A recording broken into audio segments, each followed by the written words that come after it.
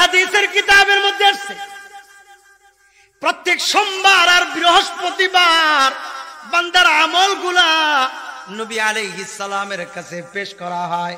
নবী আলাইহিস সালাম দেখে কার কার আমল আসছে, নবী আলাইহিস সালামের কাছে পেশ করার পরে এই আমলটা আবার রব্বুল আলামিনের কাছে যায়।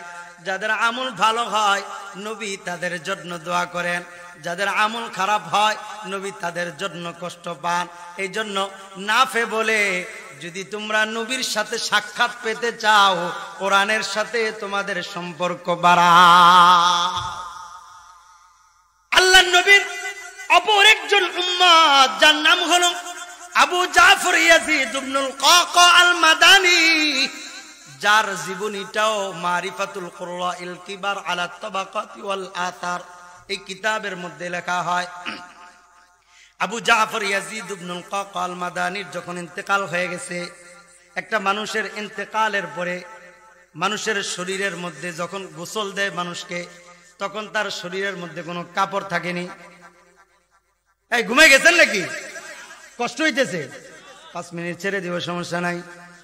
আবু জাফর ইয়াজিদ ইবনুল কাকা আল মাদানী ওনাকে যখন গোসল দিতেছে, গোসল দেওয়ানোর জন্য গোসলখানায় যখন নিছে, গোসলখানায় নেওয়ার পরে ওনার সিনা থেকে, এই যে কণ্ঠনালী থেকে নিয়া একবারে সিনার শেষ পর্যন্ত এতটুক জায়গার মধ্যে কোরআনের পৃষ্ঠার ছাপ ভেসে উঠছে। সুবহানাল্লাহ। আলেম উলামা যারা ছিল তাদেরকে জিজ্ঞাসা করছে, এই মানুষের মাটির চামড়ার উপর দিয়া কোরআনের পৃষ্ঠার ছাপ ভেসে উঠছে, কোরআনের আয়াতগুলা ভেসে উঠছে, এটা কি? এটা কি? আলেম উলামারা তখন বলতেছে, হাদা নূরুম মিন নূরি তিলাওয়াতিল কুরআন, এটা হলো কোরআন তেলাওয়াতের একটা নূর, এটা কোরআনের নূর। এই কোরআনের নূরটা তার মৃত্যুর পরে সিনার মধ্যে ভেসে উঠছে। আরে মুমিন, যদি মৃত্যুর উপরে সিনার উপরে আমার আপনার কোরআন তেলাওয়াতের নূর যদি ভেসে ওঠে, এই নূর তো কবরেও যাবে, এই নূর তো হাসরেও যাবে।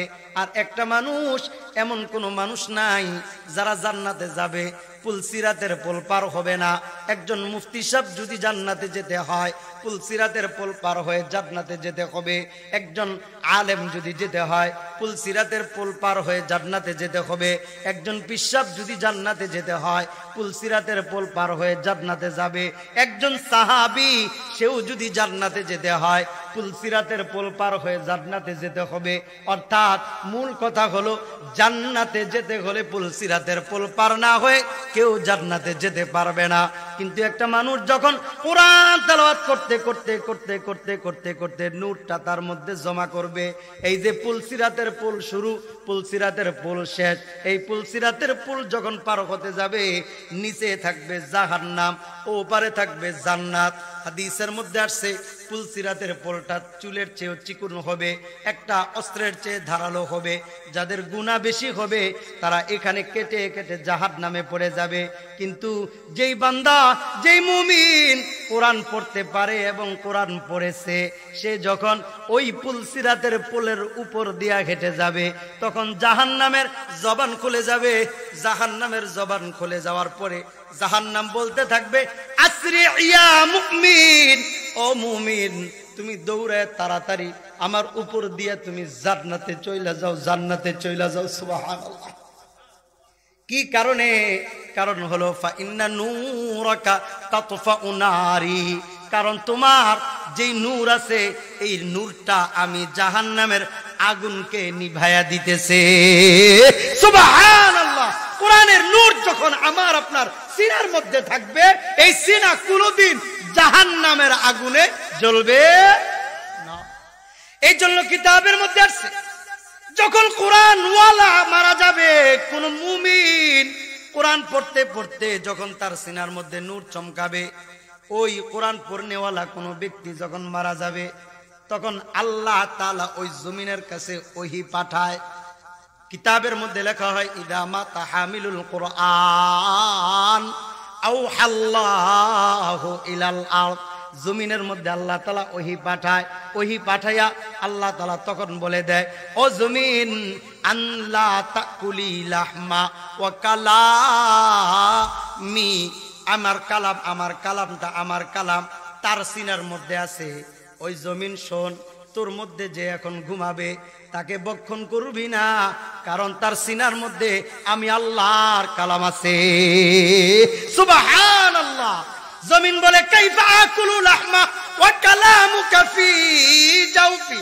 ওগো আল্লাহ, আপনার কালাম যার সিনার মধ্যে আছে তাকে কেমনে আমি বক্ষণ করব?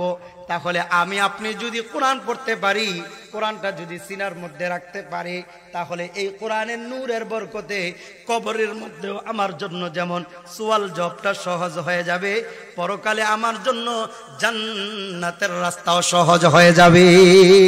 সুবহানাল্লাহ। কারণ কোরআনের মধ্যেই তো সব বরকত।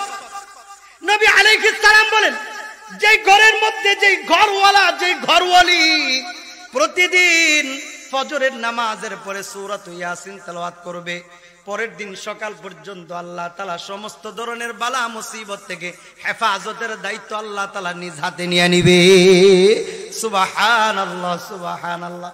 এই জন্য আল্লাহর নবীর কলিজার টুকরা ফাতেমা রাদিয়াল্লাহু তাআলা আনহা এশারের নামাজ শেষে তাহাজ্জুদ নামাজ পড়ার উদ্দেশ্যে 2 রাকাত নামাজের নিয়তে দাঁড়াইছে। দাঁড়াইয়া কোরআন তেলাওয়াত করতেছে। 1 রাকাত পড়ছে, 2 রাকাতে যখন দাঁড়াইছে, 1 রাকাত শেষ হয়ে 2 রাকাতে যখন দাঁড়াইছে, দাঁড়ানোর পরে কিছুক্ষণ পরে দেখে মুয়াজ্জিনের কণ্ঠে আজান শোনা যায়। ফাতেমা রাদিয়াল্লাহু তাআলা আনহার চোখের পানি ছাইরা আল্লাহকে ডাইকা বলে, আল্লাহ, এত ছোট রাত্র কেন দিলা যে এই রাতের মধ্যে আমি 2 রাকাত নামাজ মন ভরে পড়তে পারলাম না? এত চমৎকার করে তারা কোরআন তেলাওয়াত করত। কোরআনের প্রতি তাদের এত ভালোবাসা, এত মুহাব্বত ছিল। আর কোরআন যার সিনার মধ্যে থাকবে, কোরআন যে বারবার বারবার পড়বে, মৃত্যুর সময় আল্লাহ তাআলা তার জবান দিয়ে এমনি কালিমা বের করে দিবে। সুবহানাল্লাহ, সুবহানাল্লাহ। এই জন্য কোনো মানুষের যখন মৃত্যুর সাকারাত শুরু হয়ে যায়, নবীর হাদিস প্রমাণ করে তখন তোমরা তাকে কালিমার তালকিন দাও। কি কারণে? কালিমার তালকিন মানে হলো ওই মৃত ব্যক্তিকে ধাক্কায় বলা, এই যে কালিমা পড়, কালিমা পড়, এমনি নাকি? এমনি না, বরং তুমি পাশে বইসা বলো লা ইলাহা ইল্লাল্লাহ।